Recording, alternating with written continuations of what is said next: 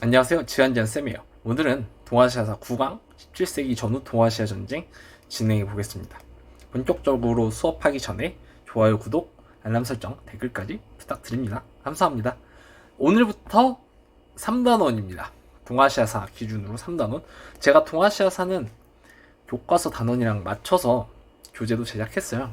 그래서 3단원부터 시작이고 3단원은 세 파트로 구성되어 있습니다. 17세기 전후 동아시아 전쟁, 그리고 교역망의 발달과 은유통, 경제 파트인데 이거 굉장히 어렵고 복잡합니다.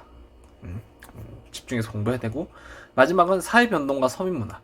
여기는 한번 해놓으면 절대 틀릴 일 없어요. 문제는 쉽게 나오기 때문에 딱 한 번만 정리해놓으면 무조건 맞출 수 있으니까 한 번에 집중해서 끝내보는 것으로 하겠습니다. 오늘은 그러면 17세기 전후 동아시아 전쟁부터 시작할게요. 여기도 시험에 굉장히 자주 나오죠. 뭐든 다 나옵니다. 여기는 어떤 주제는 다 나와요. 16세기 동아시아의 상황도 시험에 이미 많이 나왔고, 임진왜란, 그리고 임진왜란 이후의 동아시아, 병자호란, 또 병자호란 이후에 청나라, 조선, 에도막부 이야기까지 뭐 안 나온 게 없습니다. 모두 다 굉장히 중요하다고 볼 수 있어요. 그래서 하나하나 꼼꼼하게 살펴보겠습니다. 자, 16세기의 동아시아 상황부터 살펴볼게요. 자, 명나라 보겠습니다. 근데 명나라 역사 혹시 뭐 이렇게 제대로 공부해본 친구들 있을까? 수험생이라서 별로 없겠죠. 물론 이제 저도 막 박사님들 수준까지는 아니지만 이제 명나라 역사를 전체적으로 봤을 때는 사실 영락제 이후로는 많이 쇠퇴해요. 그렇게 좋은 왕도 없었고 좋은 황제도 없었고 그냥 나라가 잘 굴러갔던 적도 없어요. 그래서 오히려 근데 그런 거 재밌어. 약간 이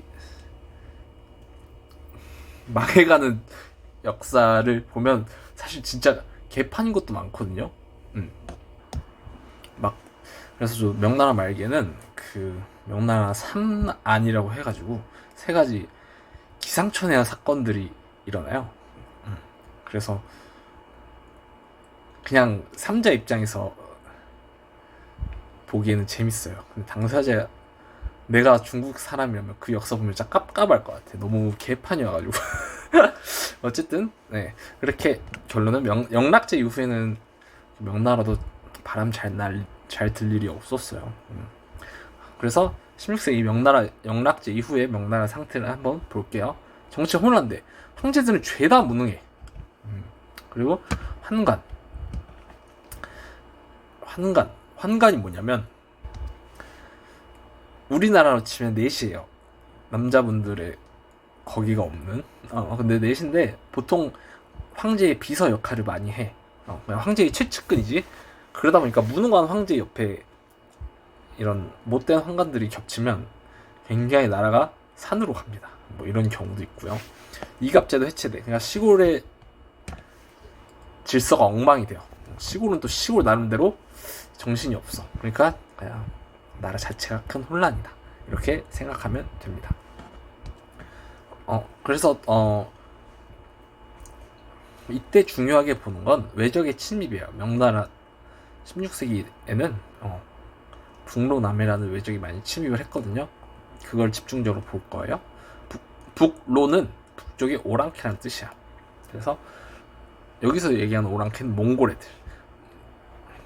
홍무제가 명나라를 건국할 때 몽골 애들을 만리장성 입으로 쫓아냈잖아요. 근데 걔네들이 거기서 지내다가 먹을 게 떨어지니까 명나라 뭐 먹을 거 더 내놔 하면서 명나라를 공격합니다. 그래서 첫 번째가 토목보의 변이에요. 토목보에서 일어난 변이라 해서 명나라 황제가 몽골? 오이라트부, 그러니까 몽골 애들도 여러 부족이 있어요. 오이라트부, 타타르부 뭐 이렇게. 그중 오이라트부가 명나라 황제를 포로 잡은 거야. 겨우 탈출해서 나중에 만리장성 보수하고 그랬어요. 그 다음엔 경수래면 이 12간지에서 1550년이 경술년이어가지고 경술의 변이라고 합니다. 몽골 얘네는 타타르부, 베이징을 포위하기도 해요. 그러니까 모나케들이 명나라를 엄청 괴롭혔다 이렇게 생각하면 됩니다. 그래서 이거 오토, 뭐 경타 이렇게 외워도 되고 짝지어서 외워주세요. 그 다음에 남외는 남쪽이 왜구야. 우리 14세기 때 무로마치 막부와 남북조로 분열되면서 중앙의 권력이 약해졌다고 했잖아요. 그때 왜구가 많이 등장했다 이렇게 얘기했었죠. 그 애들이 외구 애들이 보통 해적이라고 생각하면 돼. 일본 애들도 있고 중국 애들도 있고 조선 애들도 조금 있어요. 그러니까 섞인 외구인데 주로 일본 애들이 많죠.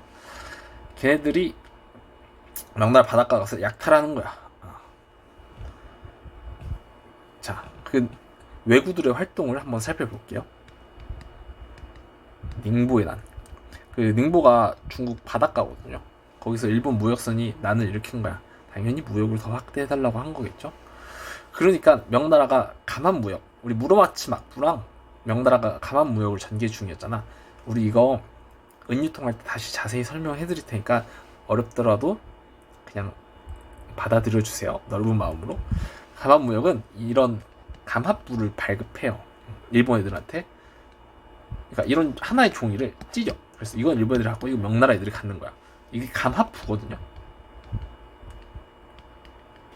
그래서 이거 일본 애들 준 다음에 무역하러 올 때 이걸 대봐. 이렇게 두 개 대. 맞으면 얘는 무역을 허용해 주는 거야. 이 일본 애들은. 그래서 이 감합 무역이에요. 이렇게만 하니까 그 감합부 없는 애들은 무역을 못 하겠죠. 그래서 없는 애들도 무역을 해달라고 일으킨 게 닝보의 난이야. 무역 확대를 더 요구한 거지. 결국 명나라가 안 되겠다 해서 감합 무역을 중단해요. 그리고 왜구들은 더 불만이야. 이제 심지어 감합 무역조차 안 돼. 그냥 무역도 안 되는데 감합 무역조차 안 되니까 더 불만이 커져요. 무로마치 막부는 당연히 이걸 손쓸 힘이 없어요. 16세기면 이미 무로마치 막부는 마탱이 가고 전국시대가 들어섰기 때문에 중앙 권력은 없는 상태야. 그래서 왜구, 이때의 왜구를 후기 왜구라고 하는데 이런 것까지는 딥하게 알 필요는 없어요. 어쨌든 그냥 왜구라고 생각하면 돼. 왜구가 명나라 동남 해안까지 다시 침략을 해. 본격적으로 더 침략을 하는 거야. 그래서 얘네들이 명나라 동남의 해안까지 침략하고 동중국해 더 밑에까지 그리고 동남아시아 지역까지 영역을 확장했다. 그리고 밀무역에 가담했다. 이 왜구와 관련된 거는 우리 은유통 때 다시 배울 거예요. 지금은 이 단원에서는 이렇게 남해가 16세기에 활동했다. 대표적으로 닝보에 난 사건이 있었고 이것 때문에 왜구가 더 증가했다. 이렇게만 이해해 주시면 돼요. 괜찮나요? 아시겠죠? 이 부분은 뒤에 명나라 때 경제 파트까지 들으면 다시 이게 한번 정리된 느낌이 들 거야. 아, 이래서 왜구가 생겨났고 이래서 없어졌구나. 이렇게 쫙 이해될 겁니다. 지금은 이 정도만. 어쨌든 이런 북로남해로 명나라 위기니까 이런 북로남해를 통해서 얘네들한테도 결국 돈도 갖다 주고 또 군대도 보내야 되고 군대도 돈만 쓰고 이러니까 명나라 재정이 악화되겠죠. 그래서 장거정이 등장해서 이 명나라 북로남해 위기와 재정 악화 위기를 극복하기 위해서 여러 개혁을 실시합니다. 장거정이. 그래서 장거정은 중요해요. 물론 위에도 중요해요. 뭐 안 중요한 게 뭐가 있겠어요. 자, 보겠습니다. 장거정. 만력제 때 내각 대학사예요. 이것도 총리라고 생각하면 돼요. 재상 총리. 그래서 장거정 활동 시기도 알아두세요. 16세기 말. 장거정이 시행한 첫 번째 법은 일조편법입니다.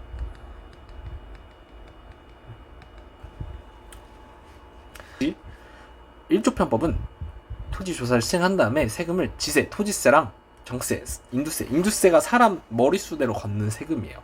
이걸 각각 걷는 거야. 이해가? 그러니까 여러 가지 세금이 있었는데 지세랑 인두세로만 통합해서 세금을 걷는 거지. 이해가요? 이 표현이 어쨌든 시험에 너무너무 많이 나오기 때문에 일조편법의 표현까지 알아둬야 돼요.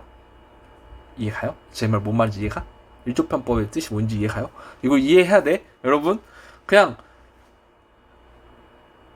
일조편법 이렇게 외우면 안 되고 일조편법은 여러 가지 세금을 토지세랑 인두세. 토지세는 지세, 인두세는 정세. 이렇게 여러 가지 세금을 이 둘로만 통합해서 걷는 거예요. 아시겠죠? 꼭 기억해야 돼. 어쨌든 그리고 당시에는 이제 중국은 화폐를 거의 은으로 사용했어요. 그래서 꼭 은으로 걷었다까지. 오케이? 그래서 세금 초지 조사를 다시 해서 세금을 걷으니까 세금 수입이 늘어났다고 합니다. 그리고 몽골과 화해를 해. 그래서 몽골과 싸울 일이 없으면 군사비도 많이 줄겠죠. 그래서 군사비를 절약해서 나라 재정을 좀 더 보강합니다. 그리고 단속 강화, 북쪽의 오랑캐를 위해서 만리장성 방어도 강화하고 남쪽의 외구 단속도 강화해요. 그리고 관료들의 업적을 엄격하게 평가해서 또 못난 관료도 쳐내면 세금 절약할 수 있겠죠? 뭐 그렇게 해서 좀 나름 절약을 많이 했어요. 그래서 명나라 재정이 호전됐는데 장거정 죽으면 똑같습니다. 장거정 없으면 다시 도로 아미타불이에요. 그래서 다시 황간 부패 심해지고 정치 혼란도 심해집니다. 여기까지가 장거정 개혁의 내용이에요. 자, 명나라는 여기까지 하고 조선 상황 보겠습니다. 조선 상황은 잘 안 나와요. 은근 그러니까 한국사 동아시아에서 한국사가 나오는 부분은 한 1-20% 되는 것 같아. 근데 그마저도 제일 안 나오는 게 고려 조선이 제일 안 나와. 많이 나오는 부분이 뭐 삼국시대, 그리고 최근엔 통일신라 발해도 자주 나오고요. 그리고 고려 조선 건너뛰고 뭐 근데 개항기도 선지로만 종종 나오고, 독립운동 파트 여기서 많이 나오죠. 독립운동 파트. 그리고 현대사는 이제 다른 나라들이랑 엮어서 많이 나오죠. 뭐 수교로 한정 수교 이렇게 섞어서 내던지 아니면 연표로 선지로 등장하던지 그렇게 등장한데, 어쨌든 여기 정근대랑 독립운동 파트가 제일 많이 나오네요. 그래서 여기 또 선지로만 등장할 수 있어요, 수능에는. 그렇다고 내신 하는 학생들은 여기 학교에서 꼼꼼히 하면 자세히 봐야 됩니다. 아시겠죠? 그래서 당연히 전체 다 설명해 드릴 테니까 본인의 필요에 따라서 학습하면 됩니다. 아시겠죠? 자, 15세기는 훈구 세력이 전국 주도해요. 우리 한국사 배우면 이거 배우죠? 15세기는 훈구, 16세기는 사림. 오케이? 근데 사림이 16세기부터 정권을 장악한 후에 붕당도 형성되고 자기들끼리 파가 갈라지죠. 성리학 중심의 사회가 구축됩니다. 근데 이 붕당 간 대립이 심화되죠. 자, 그리고 수취제도 무슨 대지주의 토지 겸병도 심화되고, 토지 겸병이 토지를 차지하는 거야. 그러니까 땅 많은 사람들은 더 땅을 많이 차지하는 거지. 방납제.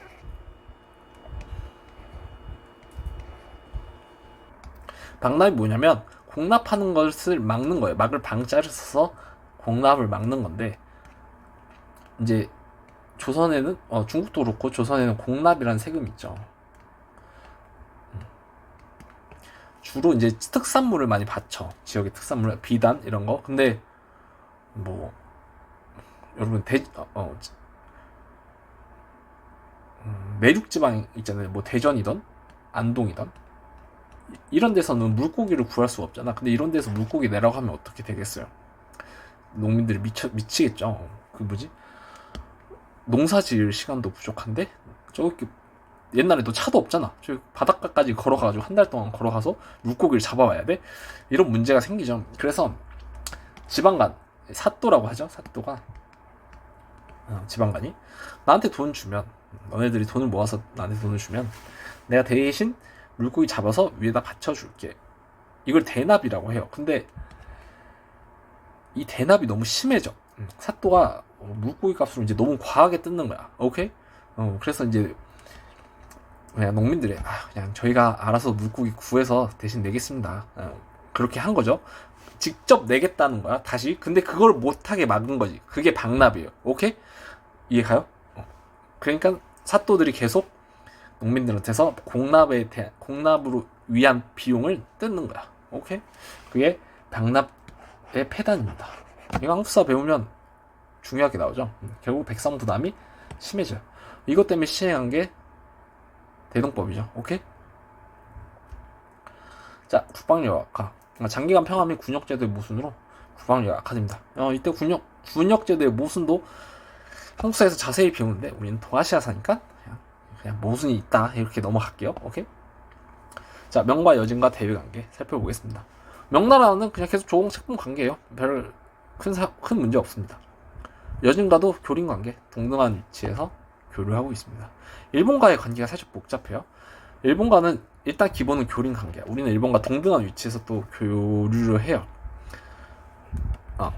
근데 일본과의 교류에서는 경제적인 얘기가 들어가. 우리가 이제 일본과 무역을 위해 15세기 초에 삼포를 개항을 해. 오케이? 그때가 부산포, 제포, 연포야. 부산, 진해, 울산, 경남 쪽에. 그리고 개해약조라는 걸 체결해, 세종 때. 그래서 일본과 조선이 삼포에 설치한 외관을 중심으로 제한된 교육을 전개해요. 외관은 무역소야. 여러분, 우리 시대는 무역소라는 개념이 없죠. 그래서 살짝 어려울 수 있는데 전근대 동아시아에는 외관이라는 게 있었고, 중국도 나중에 공행 이런 것도 있고, 우리 시박사도 배웠었죠. 그냥 그 지역, 그 외관이라는 장소에서만 무역을 전개해야 돼. 그렇게만 받아들이면 돼요. 응?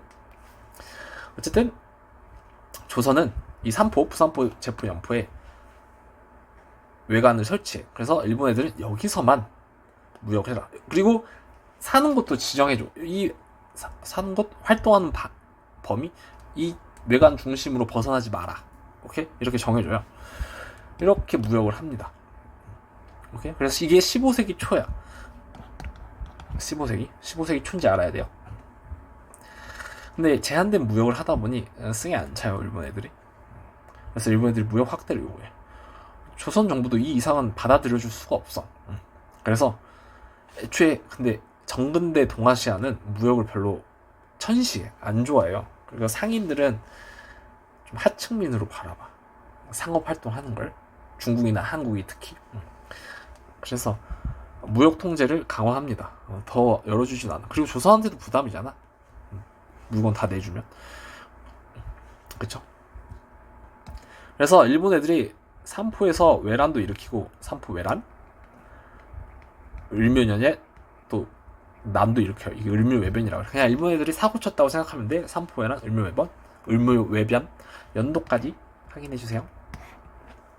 그래서 조선이 외적의 침입을 대비하기 위해 임시기구로 비변사를 설치해. 근데 한국사에서는 비변사가 굉장히 중요한데 동아시아사에서는 그렇게 중요하진 않다. 그냥 비변사를 외적 침입을 위한 임시기구, 그냥 군사기구죠. 임시기구. 그래서 외적이 침입했을 때 거기 모여서 군사적 대응 논의를 하기 위한 기구로 비변사를 설치해요. 근데 이게 조선 후기 때 상설기구가 되는 거지. 오케이? 조선은 여기까지. 그냥 중요하다고 하면 요 일본과의 관계가 그나마 시험에 선지로 많이 나와요. 아시겠죠? 일본의 상황을 보겠습니다. 일본 16세기는 센고쿠 시대, 전국 시대를 살펴볼 거예요. 여러분, 전국 시대를 대표하는 세 인물이 있어요. 세 인물한테 각각 두견새, 작은 새를 한 마리 갖다 줬어. 그리고 이 새를 울게 해봐요 라고 했어. 각 세 명한테. 한 사람은 어떻게 했게? 새를 죽여요. 울지 않는 새는 새가 아니다 라고 하면서 그냥 바로 죽여버립니다. 무섭죠? 그리고 한 명은 그 새가 울 때까지 기다리는 거야. 그리고 한 명은 어떻게든 꾀를 내서 그 새를 울리려고 해요. 그 세 인물이 전국시대에서 가장 큰 활약을 한 세 인물이 돼. 그래서 미리 얘기해줄까? 아니면 이따 얘기해줄까요? 처음에 그 새를 죽인 인물은 오다 노부나가예요. 전국시대 초반에 가장 잘 나갔었어요. 성격이 불같았어. 그래서 그냥 마음에 안 들면 죽이고 그랬던 거야. 그리고 어떻게든 새를 울리려고 꾀를 냈던 사람은 도요토미 히데요시예요. 도요토미 히데요시는 그래서 잔머리가 좋고 어떻게든 자기가 하는 일을, 원하는 일을 요령 있게 잘 했다고 해요. 그리고 마지막 새가 울 때까지 끝까지 기다리는 사람은 도쿠가와 이에스입니다. 이에스는 진짜 인내심이 좋았대요. 그래서 끝까지 자기의 기회를 기다린 거야. 지금인가? 아니야. 지금인가? 아니야. 메타인지도 굉장히 발달해서 내가 지금 오다 노부나가나 도요토미 씨를 치면 이길 수 있을까? 아니, 못해. 저 둘의 힘이 빠질 때까지 끝까지 기다렸다가 결국 본인의 시대를 엽니다. 그래서 이에야스가 최종 승리자가 되죠. 그래서 이 이야기가 시사하는 바가 나는 굉장히 큰 것 같아. 여러분, 진짜 요즘 흔히 얘기하잖아요. 버티면 되는 거야. 그거는 16세기부터 증명이 됐어. 그러니까 힘들더라도 조금만 꾸준히 해봐요. 꾸준히 하면 다 잘 될 수 있어. 꾸준히 버티면서 하면 충분히 좋은 성과 있을 겁니다. 역사가 보여줍니다. 오케이? 화이팅이에요.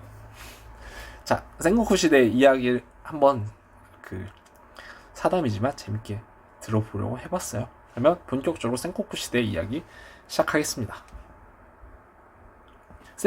그리고 혹시 영화 파묘 보셨나요? 아, 너무 딴 얘기 많이 하나? 그 파묘도 센고쿠 시대 관련 이야기가 많이 나오잖아요.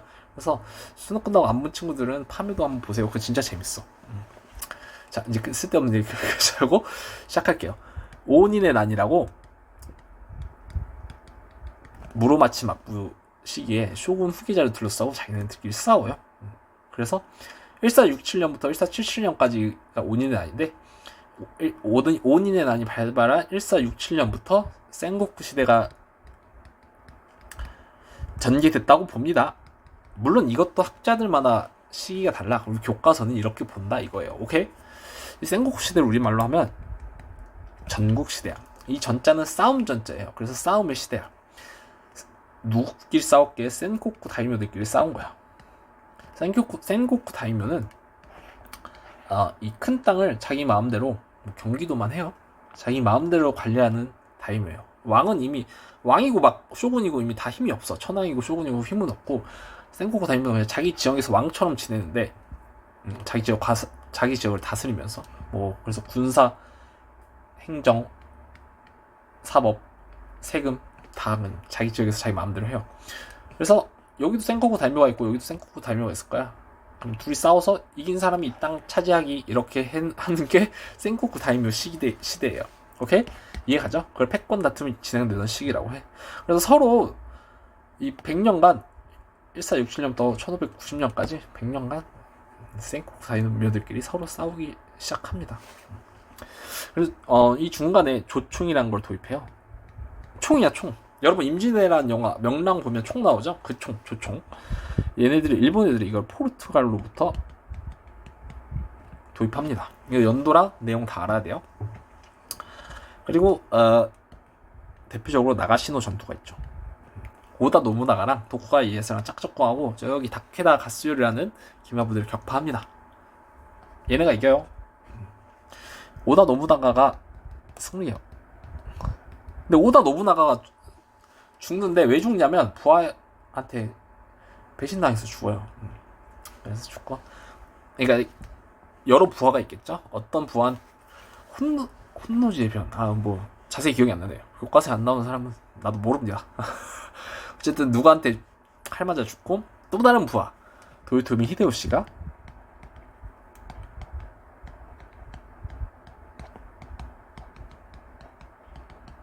이제 오다 노부나가 뒤를 이어서 그 정권을 장악하죠. 권력을 장악해. 그리고 나머지 여러 센고쿠 다이묘들을 제압해서 1590년에 센고쿠 시대를 통일합니다. 오케이? 히데요시의 정책 또 살펴볼 거예요. 여기 일본은 너무 잘 나와. 여기 센고쿠 시대랑 히데요시 정책이라 꼭 꼼꼼하게 학습해야 됩니다. 대표적인 정책이 병농 분리 정책이야. 무사와 조닌은 상인이거든요. 나중에 배워요. 무사와 조닌은 조카마치, 다이묘의 성 주변의 계획 도시야. 조카마치가 거기에 살고, 농민은 농촌에 거주해. 그래서 이건 에도 막부 때까지 계속 유지돼요. 병농 분리는. 요것도 시험에 나와. 아시겠죠? 이것도 알아야 돼. 에도 막부 때까지 유지했다는 거. 그리고 병농 분리의 일환으로 농민들의 일단 무기를 몰수해요. 이제 농민들은 농사만 지어라. 너네는 칼 잡지 마. 왜냐?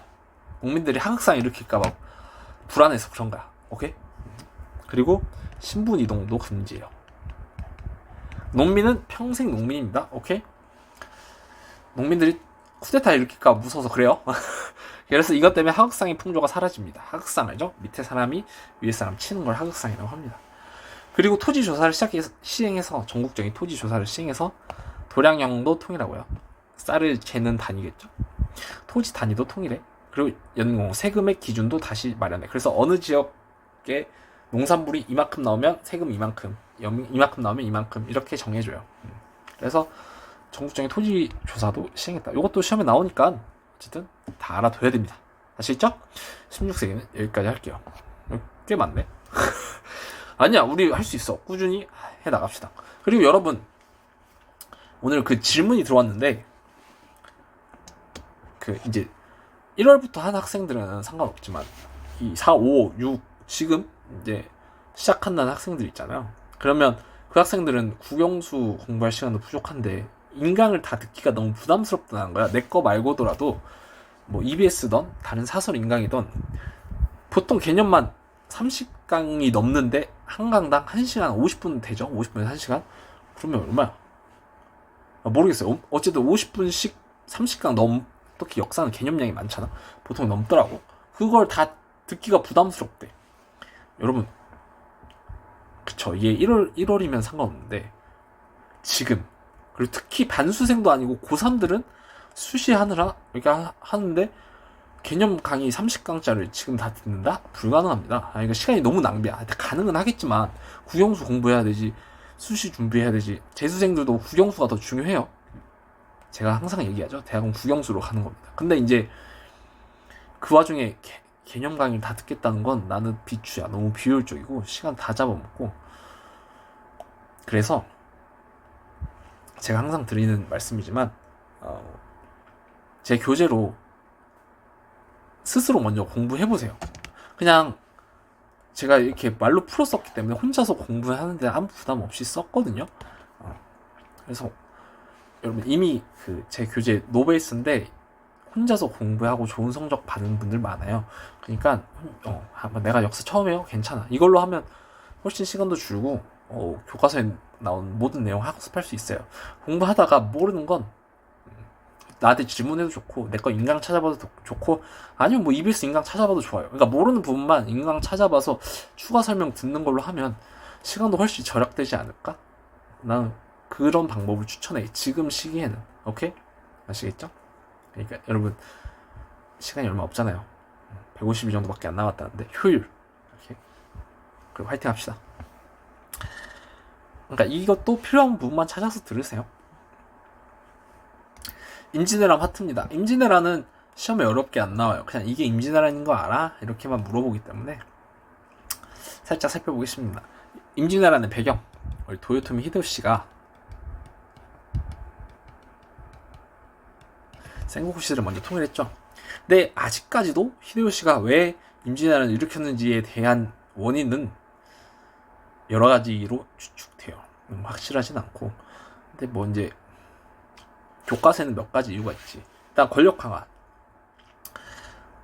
전쟁을 일본 내에서 전쟁을 끝내고 본인이 센고쿠 시대를 통일했는데 이 무사들의 불만이 있는 거야. 자기네들은 이제 더 많은 땅을 원하는데 그 밑에 무사들은 더 많은 땅도 원하고 더 많은 돈을 원하겠죠. 그래서 히데요시가 뭘로 풀렸어? 얘네들을 밖에 나가서 전쟁을 시키면 그 밑에 있는 애들 그러니까 히데요시 밑에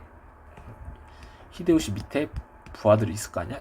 얘네들은 조금 권력 있는 애들, 기존의 센고쿠 다이묘였던 애들, 요 밑에 이제 수많은 그냥 일반 병사들이 있을 거 아니야? 그래서 얘네들의 병력을 좀 약화시키자, 군사력을 약화시키자 이런 생각도 했을 거고, 그럼 얘네들의 군사력이 약화되면 나의 군사력이 나의 권력이 강화되겠다 이런 생각을 한 거죠. 그래서 본인의 권력을 강화하려고 했고, 그리고 또 이제 본인도 그렇고 밑에 애들도 그렇고 명나라랑 무역 확대를 좀 더 하고 싶어서 그런 것도 있고. 그럼 히데요시가 진짜 본인은 천민 출신이거든요. 완전 가난한 출신에서 올라갔기 때문에 세상을 진짜 지배해보고 싶었다는 생각을 히데요시가 본인이 세상을 지배해보고 싶었다라는 욕망에 전쟁을 일으켰다라고 주장하는 사람도 있어요. 그거는 사담이니까 넘어갈게요. 자, 조선이 통치사를 발견해요. 일본에. 근데 이거 굉장히 유명하죠. 김성일이랑 황금길이 싸우죠. 서로 이제 붕당도 달랐으니까 얘는 김성일은 조선이 일본이 조선을 침략하지 않을 것이다. 황윤길은 무조건 침략한다. 이렇게 했는데 왜 다 자기 듣기 좋은 말만 들은 걸까? 인간은 그런 거겠죠? 나도 그렇지 않으려고 노력을 많이 해요. 그러니까 듣기 싫은 말도 들으려고 해야 돼. 그래서 김성일의 의견을 채택해버리는 거야. 이 조선은 아무 대비가 안 돼 있었죠. 그래서 자, 정면 가도 일본이 조선에게 명정벌에 협력할 것을 요구해요. 근데 이것도 어쨌든 이렇게 요구합니다. 그래서 조선은 안 되겠죠. 아무리 그래도 자기네들 조선도 피해보고 명나라로 자기들이 섬기는 황제 국가인데 안 된다고 해. 그래서 일본 고니시 유키나가 히데요시 부하입니다. 부산에 상륙해요. 이때부터 전쟁 시작입니다. 1592년 일본군이 조총을 활용해서 부산시 전투 승리해요. 그래서 옛날 기출인데 2020년도 기출인데 조총을 활용한 전투 2개가 나와. 나가시노 전투랑 임진왜란. 그래서 이거 옛날 기출인데 이번에 수능 특강인가 나왔던 것 같아. 그래서 혹시 알아두시면 좋을 것 같아요. 그리고 일본이 한양도 평양도 함락해요. 선조는 바로 도망가죠. 이거 유명한 얘기니까 넘어가겠습니다. 이때 이제 이순신이 한산도 대첩에서 승리를 해요. 그래서 일본군 보급로 자 이렇게 있으면 일본 애들 이렇게 올라가잖아. 부산에서 여기에 보급을 대려고 했던 거야. 근데 여기서 이순신이 끊어버린 거지. 오케이? 그래서 이순신이 일본군 보급로를 차단하고 또 전국에서 의병까지 활약을 합니다. 이때 30년간 놀았다라고 평가받는 만력제가 갑자기 조선의 원군을 파견해요. 근데 여러 가지 학설이 있어. 어쨌든 이것도 넘어갈게요. 그러니까 일단은 교과서에 나오는 건 여기 라오동관도 있죠. 그리고 진짜 일본이 이제 베이징까지 넘어오게 생긴 거야. 중국 땅까지. 그래서 라오동관도 베이징 보호하기 위해서 참전해요. 명나라가. 그래서 동아시아 국제전으로 확대됩니다. 이후에 조명연합군이 평양성을 한번 탈환해요. 평양성. 명나라 이효성 장군이 참전해. 근데 명나라가 벽제관 전투에서 한번 자빠져요. 이 정도도 알아두고. 그래서 전환 교착 상태. 그냥 서로 이제 치고받고만 하는 거지. 누가 한쪽으로 승기를 잡은 거 없이. 그래서 명나라가 강화 협상을 제의합니다. 그래서 시작해요. 조선은 반대를 했지만 뭐 어쩌겠어. 명나라도 전쟁하기 싫은 거 똑같으니까. 자, 일본이 제시한 강화 조건입니다. 이 강화 조건이 부당하다 해서 명나라는 강화 협상을 깨요. 한번 볼게요. 8가지야. 명나라 황제 공주를 일본 천황의 후비 왕비로, 첫 번째도 아니지 후비면 두 번째 부인으로 삼는다. 그리고 명과 일본 양국의 정권 대신에 통교, 수교를 맺는 문서를 교환한다. 조선의 남부 사도를 일본에 할양한데 경상, 전라, 충청, 경기까지를 일본에 넘기라 이거야. 이제 여기서부터가 어이가 없죠. 아무리 다 그래. 그리고 조선의 왕자와 대신을 일본에 볼모로 보냅니다. 그리고 명과 일본의 감원 무역을 재개한대요. 이거는 뭐. 그리고 일본은 포로가 된 조선의 두 왕자와 대신을 송환한대. 다시 보내주는 거야, 조선으로. 조선의 중심이 일본의 영원한 항복을 생각한대. 조선은 뭐야? 왜 조선 자꾸 이렇게 그러는 거야? 본인들의 목적은 명나라 정벌이 아니었나? 그치? 왜 하필 중간에 낀 우리는 이렇게 고통받아야 하는 건가? 그쵸? 이 약속의 슬픔입니다. 어쨌든 여러분이 봐도 너무 과한 요구죠. 이것 때문에 명나라가 협상을 깨요. 결국 다시 전쟁이 발발해. 그게 정유재란이야. 1597년 발발하는데 히데요시가 1년 만인가 사망해요. 히데요시는 일본에 있지. 쉽게 오지도 않아. 병으로 죽고 결국 일본군도 너무 힘들어했어. 계속 몇 년째 전쟁이야. 8년째 전쟁이니까 너무 힘들어해서 일본군도 그냥 히데요시 죽자마자 다 돌아갑니다. 아시겠죠? 그래서 임진왜란은 1592년부터 크게 보면 정유재란 끝날 때까지를 다 임진왜란이라고도 하고, 작게 보면 임진왜란부터 정유재란 직전까지를 임진왜란이라고 봅니다. 이렇게 돼요. 그냥 요런 키워드가 나오면 임진왜란인지만 알면 돼요. 그리고 요 두 문장이 강화 임진왜란 강화 조건으로 시험에 등장해요. 그래서 요 정도만 알아두면 됩니다. 임진왜란 이후의 동아시아사 한번 살펴볼게요. 자, 임진왜란 이후의 동아시아 상황 어떤지 살펴볼게요. 자, 명나라 재정이 많이 힘듭니다. 가뜩이나 안 좋았던 재정인데 만력제 때 임진왜란이 일어났잖아요. 만력제 때 3대정이라 해서 3번의 전쟁이 있어. 3대정. 그 중에 하나가 임진왜란이야. 결국 그냥 나라가 많이 힘들어집니다. 재정난이 약하대요. 이 부족한 재정을 위해 각 지방 한간을 파견해. 비서죠.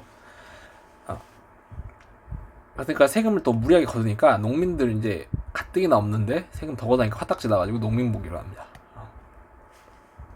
근데 좀 그래서 국방력을 강화하기 위해 네덜란드부터 홍위포라는 대포를 수입하기도 해요. 이거 17세기인지만 알아두면 됩니다. 오케이? 자, 조선. 제일 피해본 게 대한민국이야. 아니, 조선이 한반도야. 대한민국은 아니죠.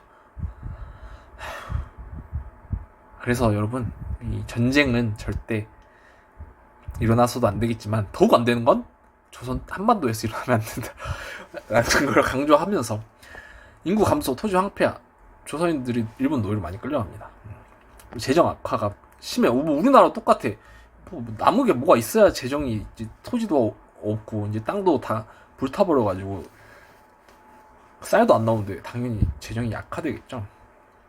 그래서 그 정부가 이걸 재정을 확보하고자 공명첩이라는 걸 발급해요. 이게 뭐냐면 여기다 이름 넣으면 뭐 신분 해방시켜주는 거야, 노비들한테. 그래서 이런 것도 발급하고 군사력 강화하기 위해서 훈련도함 중앙군도 창설합니다. 이거 임진왜란 직후이다, 이 정도만 알면 돼요. 명숭배 의식이 강화돼. 제조지은, 그러니까 다시 나라를 짓게 해준 은혜라고 해서 명나라에게 무한한 감사를 보내죠. 그래서 명나라 황제를 모시기 위해 만동묘라는 것도 세웁니다. 그리고 관우 숭배사상도 중국에서부터 넘어와요. 그때 이제 중국에서 온 군인들에게 의해서 관우 숭배사상도 넘어옵니다. 자, 일본과 교류. 이건 그래, 이게 조금 나온다. 한번 살펴볼게요. 처음에 는 회답 겸 세환사라는 걸 파견해. 조선이 에도 막부에 보내는 거거든요. 그래서 일본은 도쿠가 이에스, 밑에 나오겠지만 도쿠가 이에야스가 1603년에 에도 막부 수립하죠. 에도 막부 수립 이후에 이에야스가 계속 조선에게 수교하자 그래요, 다시. 그래서 그거에 대한 요청 겸, 그리고 포로 소환 할 겸, 회답 겸 세환, 그 포로를 송환하기 위한 사절단을 파견해요. 그리고 일본과 국교가 재개됩니다. 1607년에. 그리고 기후약조를 체결해서 조선이 스시마를 통해서 에도 막부와 무역을 재개해요. 그래서 이후에 조선과 에도 막부의 무역은 직접 하는 경우도 있고, 근데 주로 스시마를 통해서 하는 것도 있어요. 그리고 통신사를 파견합니다. 조선이 에도 막부에게 보내는 사절단이에요. 주로 목적은 학문이나 문화 교류, 그리고 양국 우호 관계 유지, 일본 국장 탐색 이런 게 있어요. 그래서 학자들도 많이 가고 정부 관리들도 많이 가. 자, 통신사 연도가 작년에 나왔기 때문에 이제 알아야 됩니다. 물론 이제 그때 문제에서는 사료를 통해서 유추할 수 있게 사료 내 연도를 계산하면 사료만 보고도 연도를 알 수 있게 줬지만 이제는 그냥 나옵니다. 오케이? 이거 연도 꼭 아셔야 돼요. 어쨌든 작년에 통신사도 나왔다. 조선은 끝. 일본의 상황을 볼게요. 임진왜란에서 많은 군인들이 죽었어. 그래서 남은 무사들과 농민들의 세금 부담이 늘죠. 노동력도 부족하고 사람이 없으니까. 그래서 조선인들을 포로로 잡아 인력문화 해결. 그래서 내가 언제 다큐를 봤는데 조선에서 일본으로 간 임진왜란 이후에 끌려간 노비 중에 얘가 팔려서 이탈리아까지 갔다는 걸 봤어요, 그 당시. 그래서 그걸 추적하는 다큐멘터리였는데 굉장히 재밌더라고. 자, 에도 막부. 이제 히데요시도 죽었죠. 누가 과연 이 새로운 권력자가 될 것인가, 그거를 결정하는 게 세키가하라 전투였어요.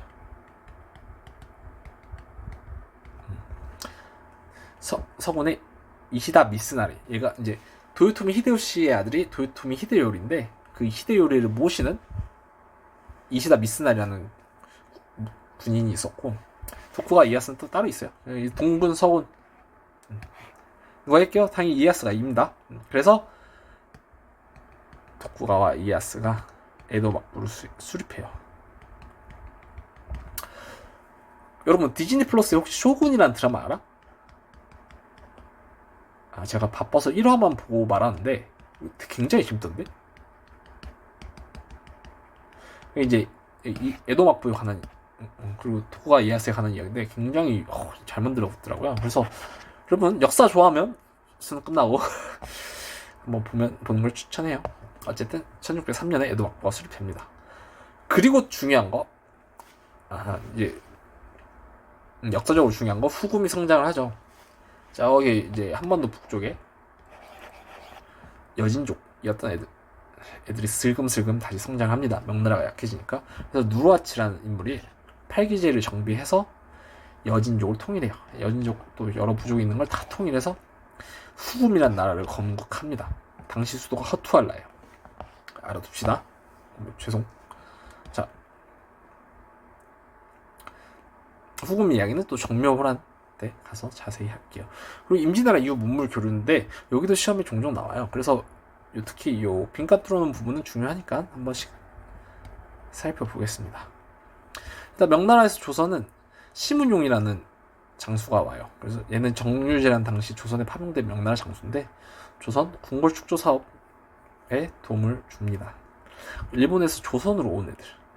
자, 일본 임진왜란 중에 조선에 투항한 일본인이 항외 대략 1만 명이나 된다고 추정을 하고 있어요.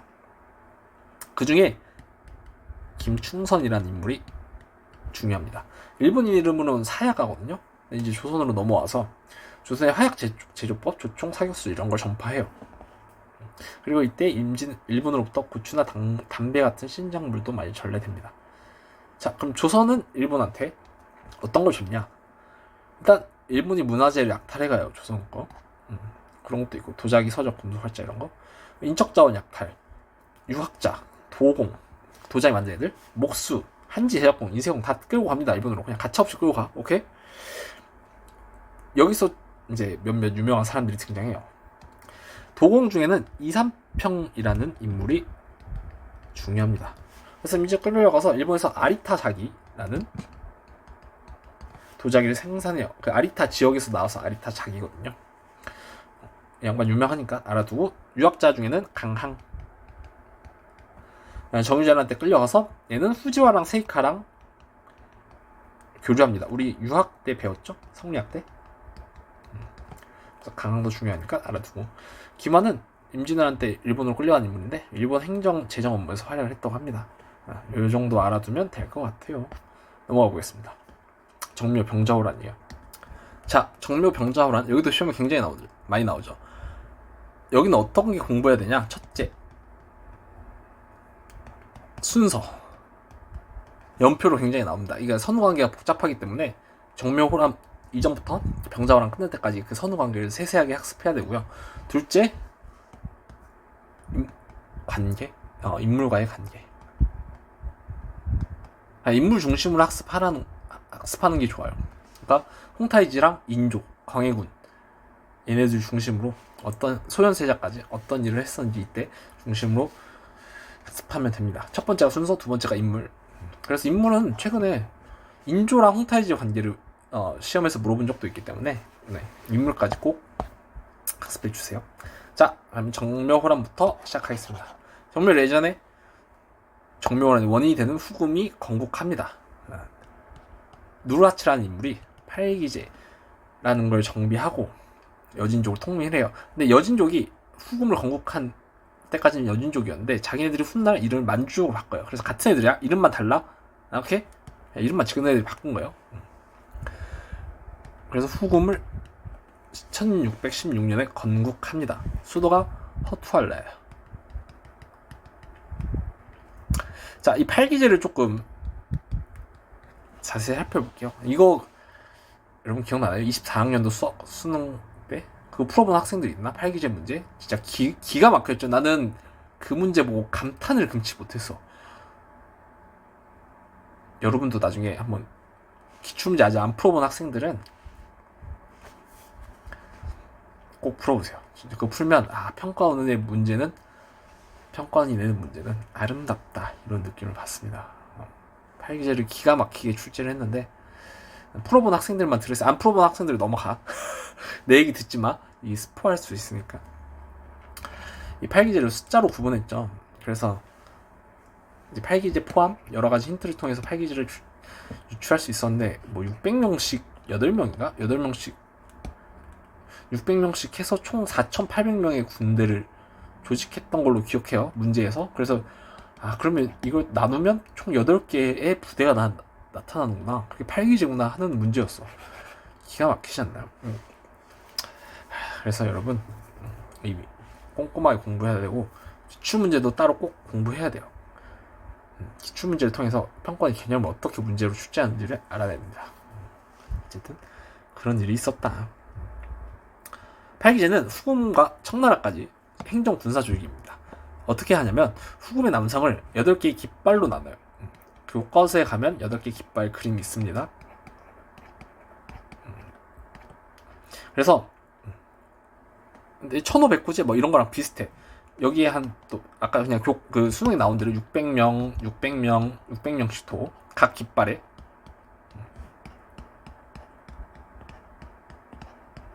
평소에는 그럼 이 600명끼리 그냥 자기 동네에서 살아요. 얘들도 유목민족이기 때문에 그냥 천막 치고 600명끼리 근방에서 살아. 대신에 전쟁이 일어나면 그대로 전쟁에 나가는 거야. 그래서 여기가 군대 간 남학생들이 1분대, 2분대, 3분대, 4분대 이렇게 되는 거죠.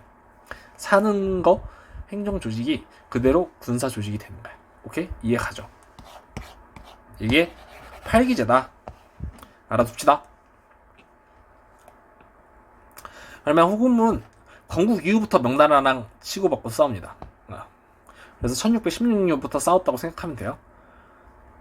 특히 요동 지역에서 많이 싸워. 근데 명나라는 이미 이제 많이 힘이 빠졌어. 조선에게 파병을 요청합니다. 그래서 광해군의 중립 외교.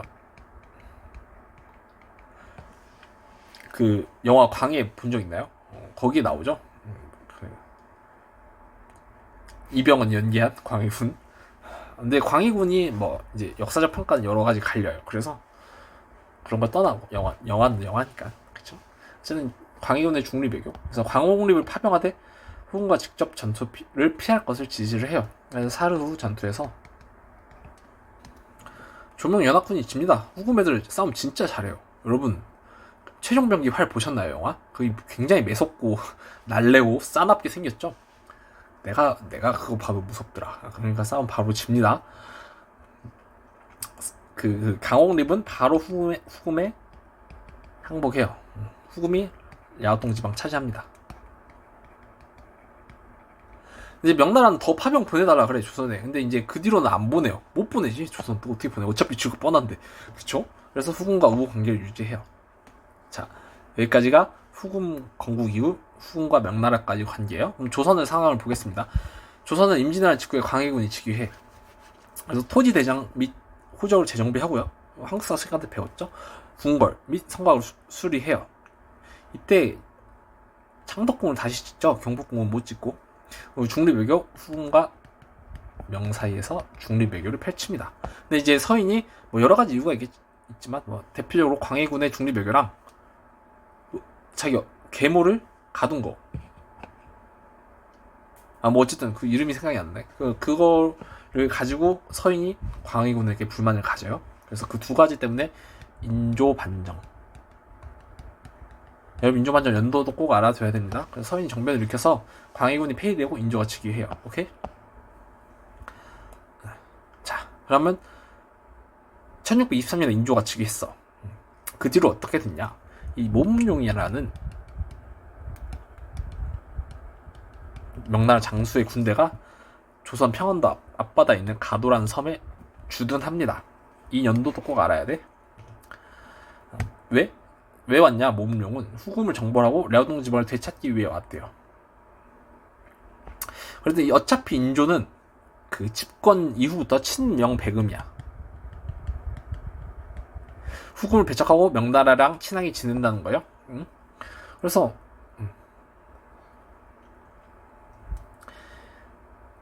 인조의 정책은 그러니까 명나라가 인조 반정을 인정하는 대가로 여러분 조선의 왕은 중국의 승인을 받아야 돼요.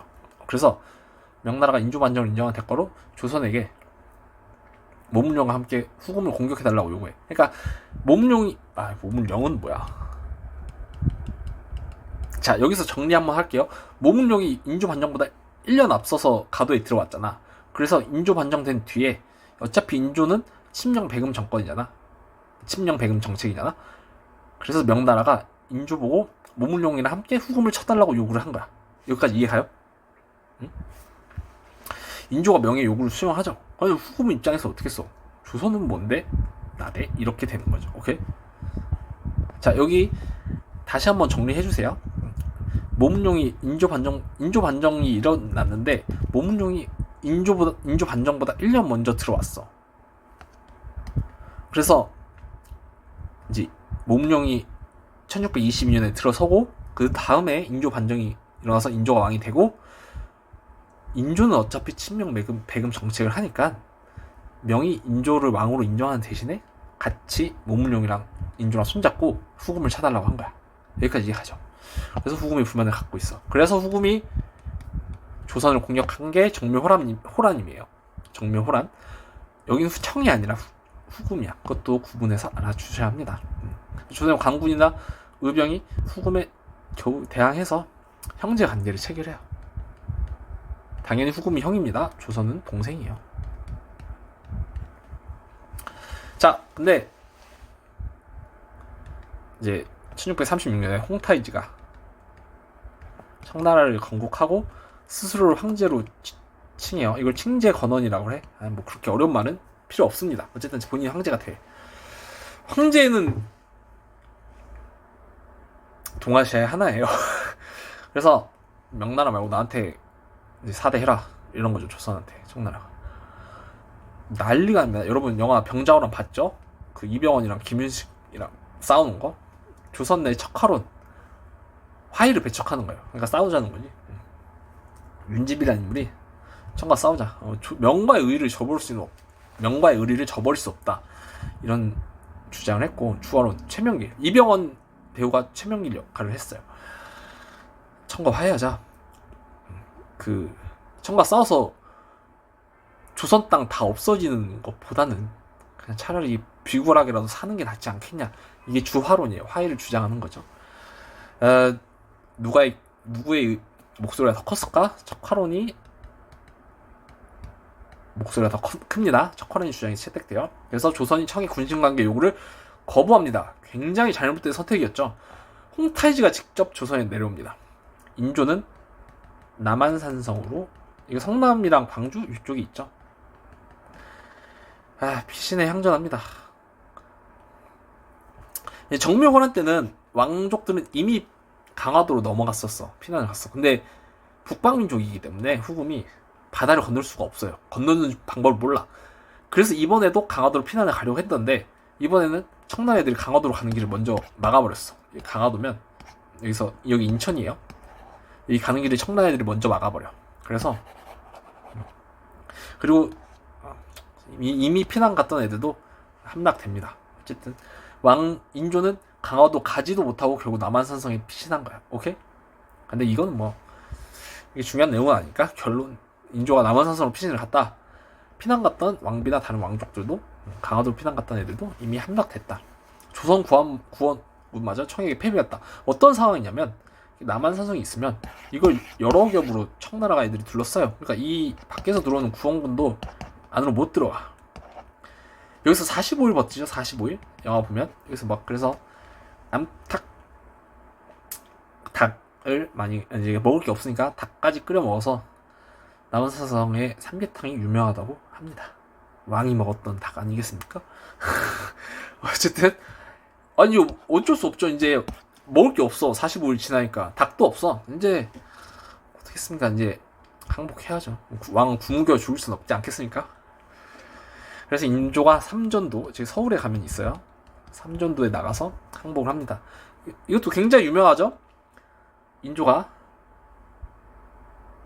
그 청나라의 의식이죠. 3개 구고도로 해서 한 번 절할 때 머리를 3번 땅에 박는 거야. 이걸 총 3번 해. 그러면 3번 절하고 9번 머리를 땅에 박죠. 3괴 9고두라 해서 굴욕적으로 인조가 홍타이지한테 항복을 합니다.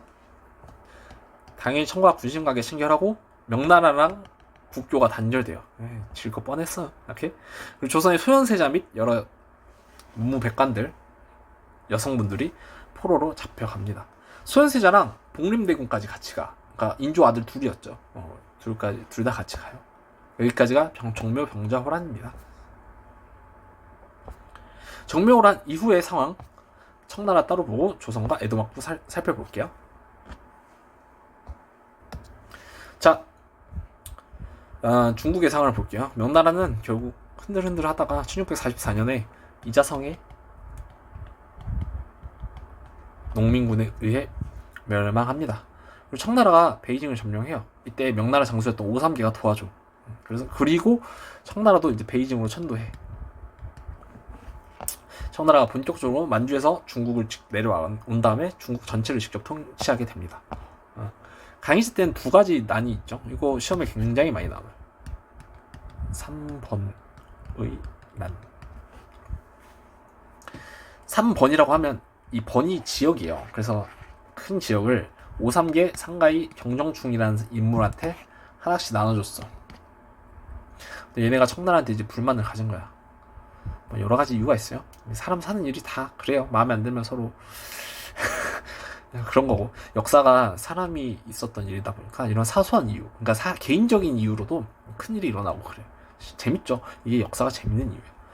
어쨌든 강희제가 얘네 다 진압합니다. 오케이. 그리고 타이완 정씨 세력을 진압합니다. 타이완에 그 정성공이라는 애가 넘어가 있거든요. 걔네가 거기서 계속 반란을 일으키는 거야. 정성공 및 걔 휘하 아들 다 정씨 세력이죠. 근데 또 이제 반항하면 어떻게 혼내줘야지. 청나라가 천계령까지 실시하면서 타이완 정씨 세력 제압합니다. 그리고 타이완을 복속해요. 여기까지가 강희제의 업적이었습니다. 그다음 옹정제.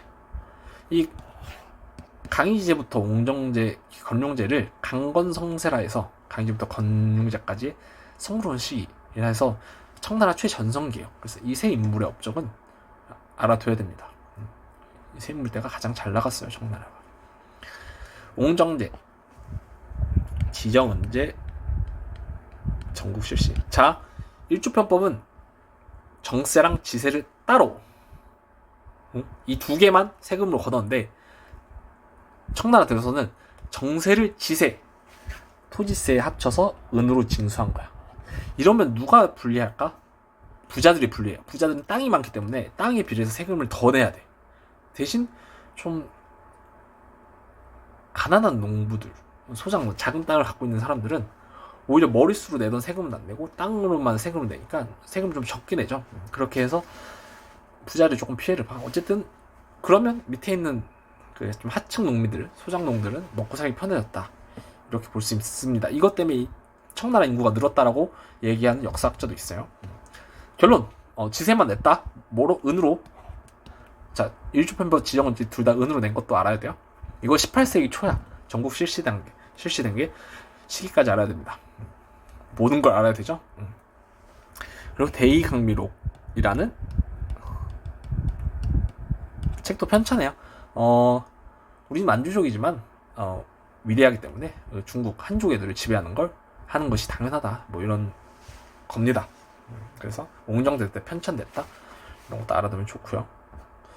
건룡제 때 최대 영토의 확보를 해요. 그래서 티베트, 신장, 위구르, 몽골을 포함하는 최대 영토를 확보했어요. 아시겠죠? 그리고 사고전서라는 백과사전 비슷한 걸 편찬합니다. 이거 뒤에 가서 자세히 배울 건데 뭐 여러 이유가 있어요. 그 한족 학자들을 이제 여기 공부하는 데만 몰두시켜서 청나라 일을 신경 꺼라 이런 거죠. 그런 이유로 사고전서를 편찬합니다. 그리고 공행, 이것도 우리 무역할 때 자세히 배울게요. 그리고 맥카트니 사절단에, 얘네가 영국 사절단이거든요. 얘네가 영국 애들이 무역 확대를 요구했지만 싫어합니다. 건룡제가. 이것도 경제사 배울 때 다시 설명해 드릴게요. 자, 청나라 통치박씨 보겠습니다. 한족은 청정부가 신세층, 그 명나라 때부터 지배 계급이죠. 걔를 장악해서 신세층을 통해서 향촌을 지배합니다. 만주족은 군현을 설치해서 직접 지배하고요. 점령지는 번부라는 걸 설치해서 간접 지배해요. 이거 시험에 나오죠. 그래서 뭐 몽골, 티베트, 위구르, 신장 이런데 있네. 여기는 번부를 설치해서 그 지역의 지배자, 티베트의 지배자, 몽골의 지배자, 위구르의 지배자한테 그냥 너네들끼리 잘 지내. 그리고 너네 지배자가 너네를 통치해서 간접 통치를 하는 거예요. 오케이? 자, 여기까지 청나라였고요. 조선 보겠습니다. 자, 조선은 역시 간단히 볼게요. 잘 안 나와. 자, 조선 인조 때 영정법을 실시합니다. 토지세를 정비한 거죠. 지세를 풍요와 관계없이 1개월당 4도로 고정했다. 북벌을 주장합니다. 효종 때. 글씨 봐라. 북벌론. 청나라를 정벌하자. 병자호란의 복수를 위해. 되겠습니까? 네. 그리고 조선 중화주의. 이제 명나라가 멸망했죠.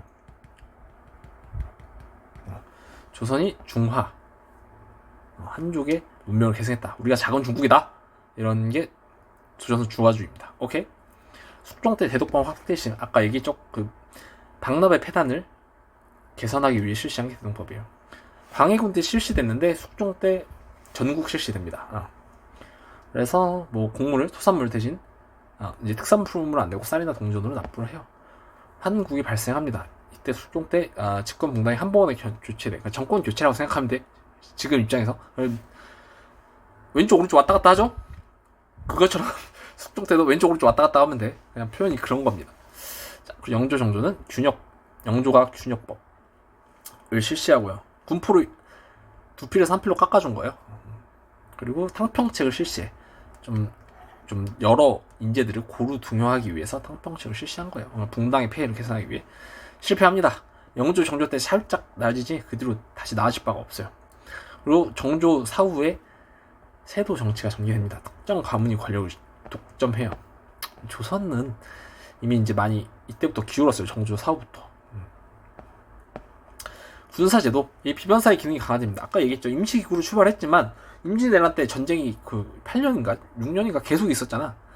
결국 이제 모든 신하들이 비변사에 있다 보니까 비변사가 모든 걸 결정하는 조선의 모든 걸 결정하는 최고 기구가 됩니다. 그냥 자연스럽게 그게 된 거예요. 오케이? 그리고 오군영이나 소고군을 설치해서 국방력을 강화합니다. 사회, 새로운 신문제가 등장해요. 군공, 군에서 공을 세우거나 납속책. 요거는 돈 주면 벼슬을 주는 거야. 오케이? 그리고 도망노비. 왜냐면 노비 문서가 많이 불탔고 애들 많이 도망가요. 여러분 추노 봤나요? 추노? 이거 재밌는데. 도망노비가 관한 드라마거든요. 이거 보면 좋아요. 어쨌든 이것 때문에 양천제, 양반과 천인 사이라는 양천제가 붕괴하고 새로운 신문제가 등장합니다. 한번 새로운 신문제라 해봤자 별거 없는데 어쨌든 새로운 신문제가 등장해요. 어차피 그래요. 이건 동아시아에서 만류 설명은 너무 기니까 그냥 새로운 신문제가 등장했다 이렇게만 하고 넘어갈게요. 북학운동, 청가의 대외관계를 살펴보겠습니다. 북학운동, 청나라의 선진 문물을 배우자 이런 실학파들이 많이 주장을 했죠. 청나라에 보낸 사절단이 연행사예요. 청나라 수도가 연경이에요. 베이징인데 연경이라고 부르거든요. 청나라 수도는. 그래서 연경에 가는 사절단에서 연행사라고 합니다. 병자호란 끝나고 1637년부터 보내서 시모노세키 조약으로 이제 조선이 독립국이 됐죠. 그때까지 파견을 합니다. 시모노세키 조약 때문에 청과의 사대 관계가 끝나요. 우리는 그때까지 조선이 청나라에게 보낸 사절단입니다. 청나라한테 조공도 바치고 청황제 생일도 축하하고 학자들과 학문 교류도 할 겸 보냅니다. 일본과 대외관계는 아까 얘기했죠. 통신사. 조선이 일본에 보내는 사절단. 양국 우호관계, 또 일본 내부 사정도 탐색하고 학자들 간의 학문 교류도 하려고 보냅니다. 자, 에도막부. 에도막부는 시험에 등장합니다. 그래서 살펴보겠어요. 일본의 통치 체제는 막번 체제라 그래.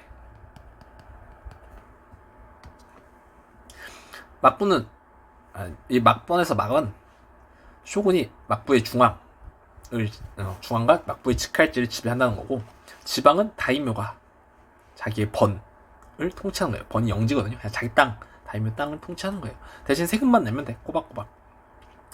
물론 이제 이전 시대만큼 자유를 주진 않아. 자유를 주면 이제 항상 일어난다는 걸 알기 때문에, 그래서 산킨코타이 제도로 다이묘들을 통제합니다. 그리고 뭐 천황의 정치 참여를 배제하기 위한 것도 있어요. 근데 다이묘 통제의 목적이 가장 크죠. 산킨코타이 제도는 시험에 4천, 글씨 뭐야? 시험에 너무 자주 나오니까 꼭 알아두세요. 다이묘, 지방에 다이묘가 있잖아요. 뭐 일본이 이렇게 있으면 여기 지방, 여기 에도가 요즘이야. 도쿄거든. 에도가 도쿄야. 다이묘가 자신의 영지와 에도에 1년마다 교대를 머물게. 1년은 자신의 영지, 1년은 도쿄. 이렇게 왔다 갔다 해. 가족은 에도의 인질로 잡고 있어요. 계속. 그러면 다이묘는 어쨌든 왕의 말을 쇼군의 말을 잘 들어야겠죠. 자기 가족들 인질로 있으니까. 그리고 이렇게 왔다 갔다 하는 거 다 자기 자부담이야. 그 다이묘의 자부담. 자기만 가겠어요. 자기 밑에 신하들 몇백 명을 데리고 가. 밑에 부하들, 자기 다이묘 밑에 신하들, 수발 드는 애들 다 데리고 가야 돼. 그러면 걔네들 먹을 거 다 비용 다 대줘야 되겠죠. 그리고 자는 비용, 이런 거. 돈 엄청 써요, 다이묘들. 그러니까 이제 재정 부담도 커져요. 다이묘의 힘을 계속 빼는 거야. 오케이? 그게 산킨코타이 제도입니다. 다이묘들 통제하기 위한 제도. 그리고 병농분리, 아까 얘기했죠? 히데요시 때 병농분리가 이때까지 간다. 무사, 농민, 수공업자, 상인으로 구분되는 신분 제도가 확립돼요. 그리고 자국중심 사상도 확립된다고 합니다. 그래서 일본령 화해관, 일본이 진짜 세상의 중심이다, 이런 것도 있었다고 해요. 대외관계 살짝 살펴볼게요. 일본은 청나라랑 국교를 수립한 적이 없어. 끝날 때까지. 오케이? 전근대적인 국교를 수립한 적이 없다는 거야. 그리고 조선과 국교 재개해서 통신사를 통해서 계속 교류를 했죠. 자, 여기까지. 오늘 정말 길었네요. 여러분들 고생 너무 많았고요. 이 더운 날 건강 잘 챙겨서 공부하고 좋은 성적 있길 바라겠습니다. 궁금한 거 있으면 언제든 물어보고요. 그러면 화이팅 하세요. 우리는 다음 은유통에서 만나겠습니다. 안녕.